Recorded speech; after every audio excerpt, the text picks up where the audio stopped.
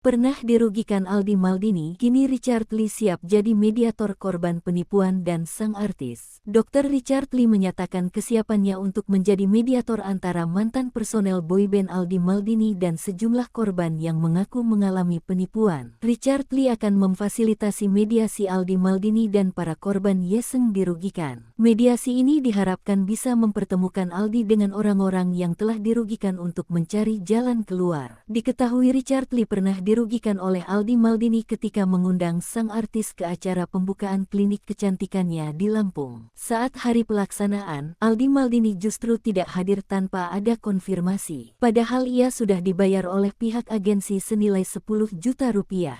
Atas kejadian ini Richard merugi 10 juta rupiah dan merasa malu kepada para pasien dan tamu undangan. Richard menegaskan tidak memiliki masalah pribadi dengan Aldi dan bersedia memfasilitasi pertemuan jika ada itikat baik